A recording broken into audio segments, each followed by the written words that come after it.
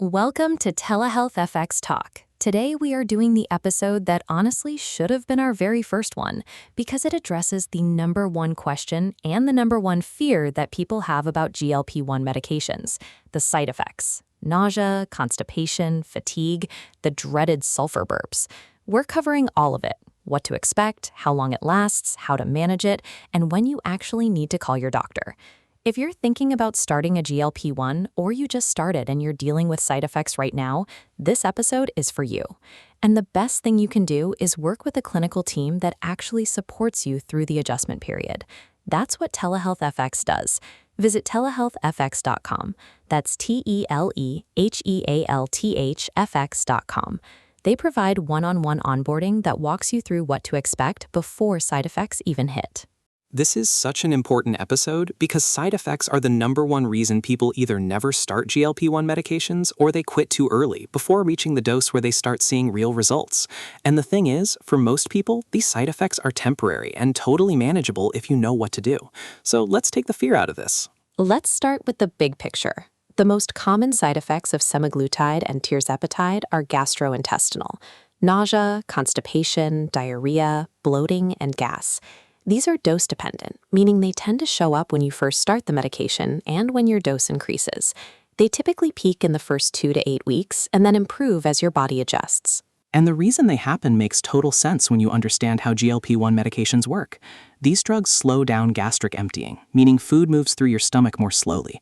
That's part of how they suppress appetite and help you feel full longer. But when your body isn't used to that slower digestion, you can feel queasy, bloated, or backed up. It's your digestive system adjusting to a new pace. Exactly. So let's go through the main ones and give people actual strategies. Number 1, nausea. This is the most commonly reported side effect. The best strategies are to eat smaller, more frequent meals instead of big portions. Choose bland, easy-to-digest foods like rice, crackers, toast, bananas, and applesauce.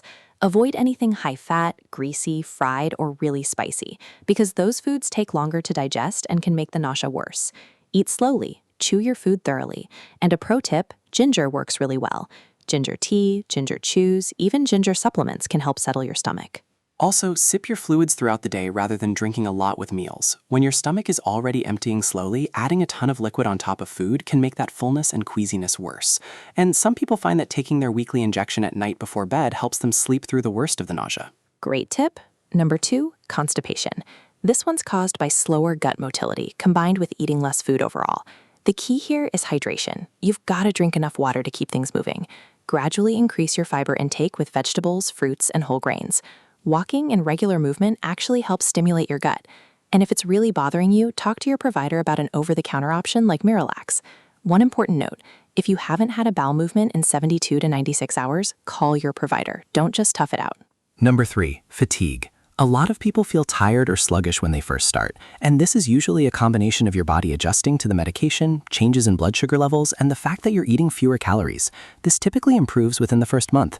Make sure you're getting enough protein because protein supports energy. Stay hydrated, prioritize your sleep, and believe it or not, light exercise like walking can actually help improve your energy levels even when you feel tired.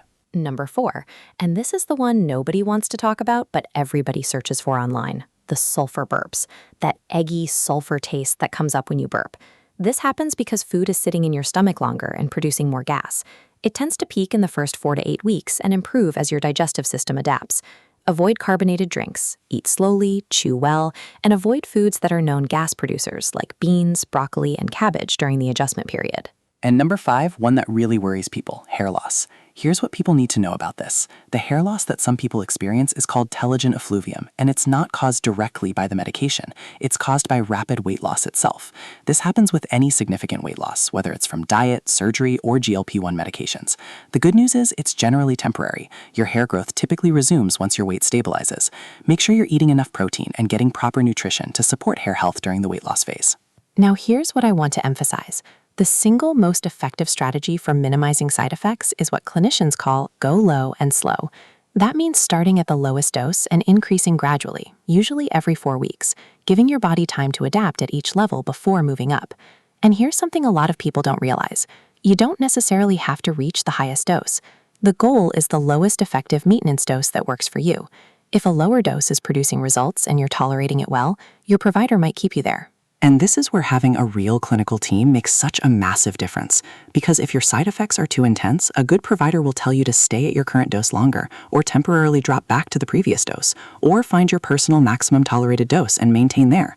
They can even prescribe anti-nausea medication for short-term relief during the toughest adjustment windows. You should never be adjusting doses on your own without clinical guidance. Which is exactly why I keep coming back to TelehealthFX. They don't just write a prescription and disappear. When you start with them, you get one-on-one onboarding support that prepares you for exactly what we're talking about today. You know what to expect before side effects even start. And their providers are real licensed clinicians available through 24-hour review. If something isn't working or you're struggling, you've got a team behind you. They offer Semaglutide, tirzepatide, NAD+, and sermorelin, all with transparent pricing and no hidden membership fees. Licensed in all 50 states with 2-day UPS shipping. Check them out at TelehealthFX.com. That's TelehealthFX.com.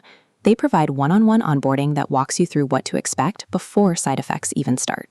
Now, we do need to cover the serious side effects, because while most GLP-1 side effects are mild and temporary, there are rare but serious conditions that you need to know about.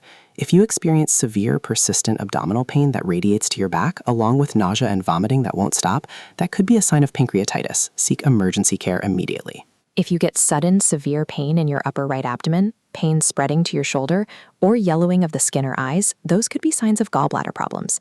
Contact your doctor right away. And GLP-1 medications carry a boxed warning about thyroid C-cell tumors that were observed in animal studies. If you notice a lump or swelling in your neck, difficulty swallowing, persistent hoarseness, or shortness of breath, call your provider immediately. Also, watch for signs of severe allergic reaction, swelling of the face, lips, tongue, or throat, or difficulty breathing. And if you're unable to keep any fluids down or you notice a big decrease in urination, those can be signs of severe dehydration or kidney stress that need medical attention. These serious side effects are rare, but they're important to know about. The vast majority of people on GLP-1 medications experience the common GI symptoms we talked about earlier, get through the adjustment period, and go on to have excellent results. The key is having proper clinical support and knowing what's normal and what's not. That really is the takeaway here. Side effects are real, but they're manageable. Don't let fear of temporary side effects keep you from a treatment that could genuinely change your health, and don't try to white-knuckle through it alone. Perfectly said. If you're ready to start your GLP-1 journey with a team that actually supports you through every phase, including the adjustment period, visit TelehealthFX.com. That's TelehealthFX.com. Take the free qualification quiz, connect with a licensed provider, and get the clinical support you deserve. Transparent pricing, no hidden membership fees, 2-day UPS shipping, and real one-on-one onboarding. That's TelehealthFX.com. And as always, everything on TelehealthFX Talk is for educational purposes only. This is not medical advice. If you are experiencing side effects from any medication, please consult with your healthcare provider. Do not adjust your dose or start your medication without guidance from your prescribing clinician. Individual experiences vary. Thank you for listening. Share this episode with anyone who's nervous about starting a GLP-1 or who's currently dealing with side effects and needs reassurance. Knowledge makes all the difference. We'll see you next time on TelehealthFX Talk.